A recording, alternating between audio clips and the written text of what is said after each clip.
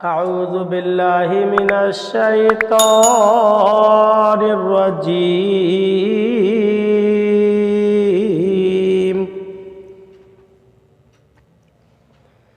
بسم اللہ الرحمن الرحیم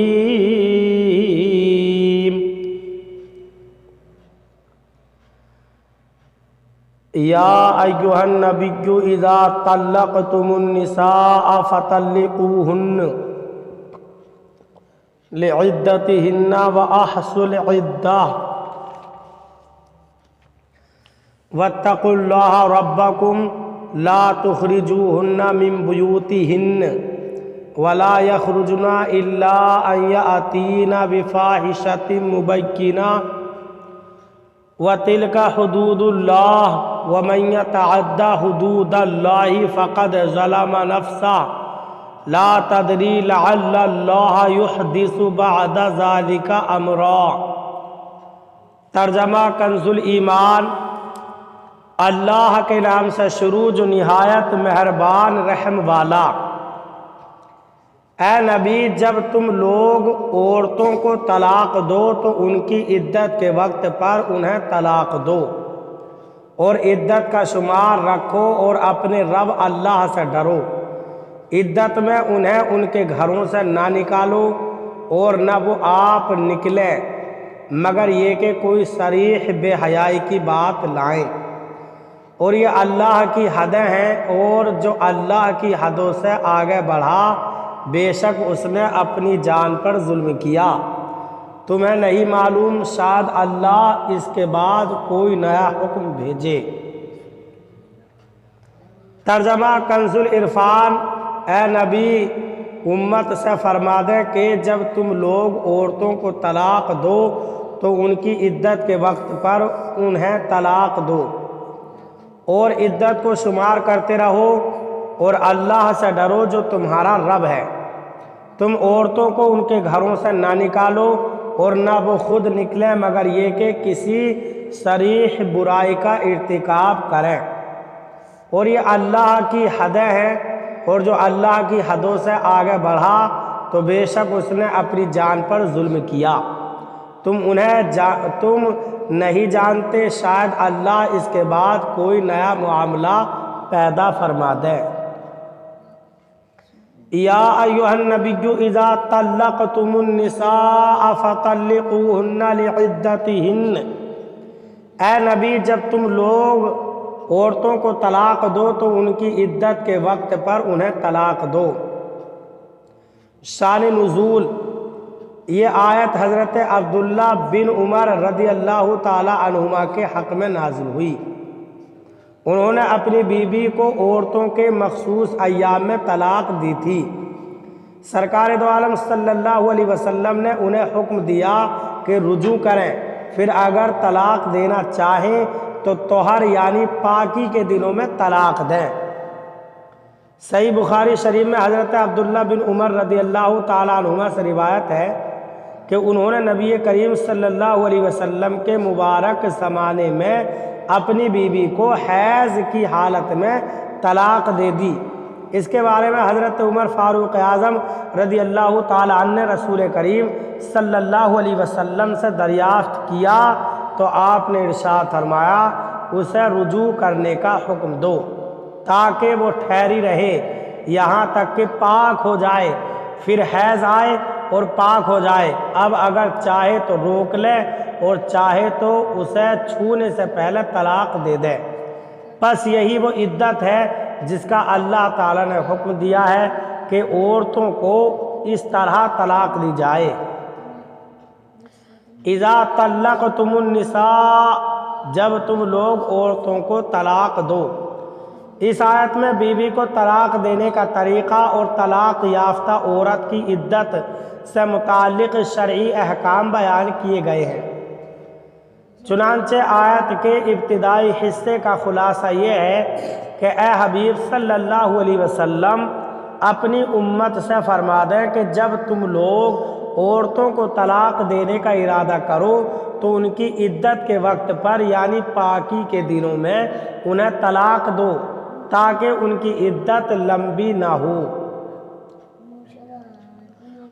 آیت کے اس حصے کی مناسبت سے عورت کو طلاق دینے سے متعلق 5 شرعی احکام ملاحظہ ہوں۔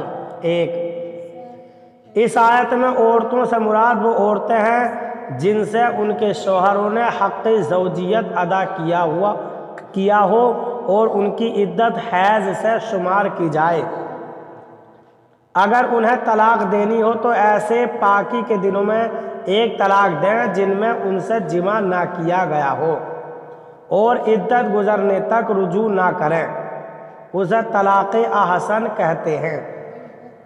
2، اگر انہیں حیض کے دنوں میں طلاق دی یا پاکی کے ایسے دنوں میں طلاق دی جن میں حق زوجیت ادا کیا ہو، اسی طرح پاکی کے ایک زمانے میں 2 یا 3 طلاقیں ایک ساتھ یا الگ الگ دیں، اگرچہ اس زمانے میں حق زوجیت ادا نہ کیا ہو، تو یہ سب صورتیں طلاق بدعت کی ہیں۔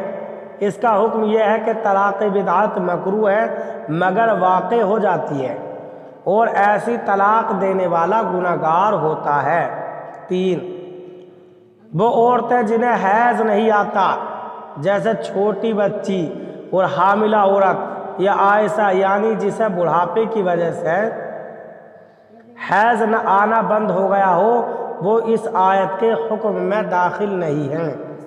4، وہ عورت جس سے اس کے شوہر نے حق زوجیت ادا نہ کیا ہو اور نہ اسے شوہر کے ساتھ ایسی تنہائی ہو جس میں وہ ہم بستری کر سکیں تو اس پر عدت نہیں ہے۔ باقی وہ عورتیں جنہیں حیض نہیں آتا ان کی عدت حیض سے شمار نہ ہوگی۔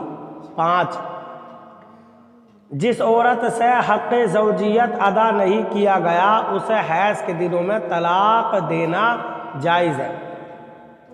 وَأَحْصُوا الْعِدَّةَ، اور عدت کو شمار کرتے رہو۔ یہاں مردوں کو حکم دیا گیا کہ طلاق دینے کے بعد عورت کی عدت کو شمار کرتے رہو یہاں تک کہ اسے 3 بار حیض آ جائے۔ یاد رہے کہ عدت کا شمار مرد و عورت دونوں ہی کریں گے، البتہ یہاں بطور خاص مردوں کو عدت شمار کرنے کے لیے فرمایا گیا کہ عورتوں میں بہت مرتبہ غفلت ہو جاتی ہے۔ وَاتَّقُوا اللَّهَ رَبَّكُمْ، اور اللہ سے ڈرو جو تمہارا رب ہے۔ یعنی عورتوں کی عدت دراز کرنے اور اللہ تعالیٰ کے احکام کی خلاف ورزی کرنے کے معاملے میں اس اللہ تعالیٰ سے ڈرو جو تمہارا حقیقی رب ہے۔ لا تخرجوہن من بیوتہن، تم عورتوں کو ان کے گھروں سے نہ نکالو۔ یعنی اے لوگو، عدت کے دنوں میں عورتوں کو ان کے گھروں سے نہ نکالو اور نہ اس دوران وہ خود اپنی رہائش گاہ سے نکلیں، البتہ اگر وہ کسی صریح بے حیائی کا ارتکاب کریں اور ان سے کوئی اعلانیہ فسق صادر ہو جس پر حد آتی ہے جیسے زنا اور چوری وغیرہ کریں تو اس صورت میں تم انہیں گھر سے نکال سکتے ہو۔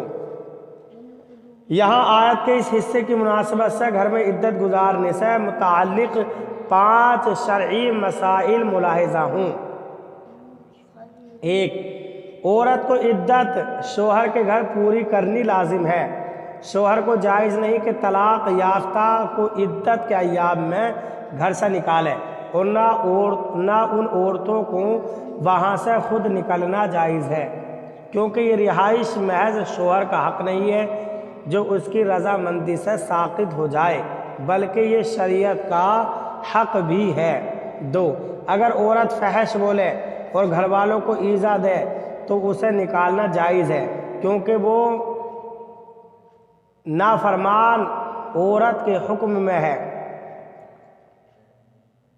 3، جو عورت طلاق رجعی یا بائن کی عدت میں ہو اس کو گھر سے نکالنا بالکل جائز نہیں، اور جو موت کی عدت میں ہو وہ حاجت پڑے تو دن میں نکل سکتی ہے، لیکن اسے شوہر کے گھر ہی میں رات گزارنا ضروری ہے۔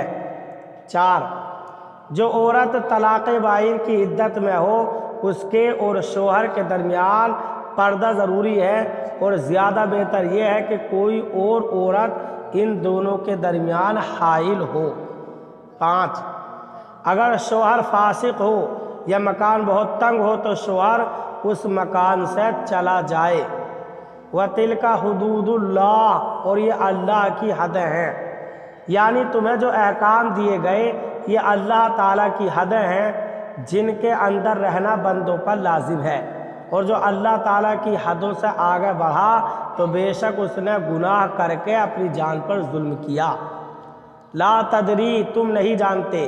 آیت کے اس حصے میں طلاق دینے والے کو ترغیب دی گئی ہے کہ طلاق رجعی یعنی ایک طلاق دے کر چھوڑ دینا ہی بہتر ہے۔ چنانچہ فرمایا گیا کہ اے مخاطب، تمہیں معلوم نہیں، ممکن ہے کہ اللہ تعالیٰ طلاق دینے کے بعد شوہر کے دل میں عورت کی طرف میلان پیدا فرما دے اور اسے اپنے فعل پر ندامت محسوس ہو اور رجوع کرنے کی طرف مائل ہو۔ اس لیے اگر رجعی طلاق دی ہوگی تو ایسی صورتحال میں رجوع کرنا آسان ہوگا، یا 3 سے کم طلاق بائن دی ہوں تو خالی نکاح سے رجوع ہو سکتا ہے۔ اللہ تعالیٰ عمل کی توفیق عطا فرمائے۔ برادران اسلام، آپ تمامی حضرات سے گزارش کی جاتی ہے کہ خود بھی قرآن کریم کی تلاوت، ترجمہ اور تفسیر سماعت کیجیے، اپنے عزیز و اقارب اور رشتہ دار کو بھی شیئر کیجیے تاکہ آپ اس کے ذریعے صدقہ جاریہ کے مستحق ہو جائیں۔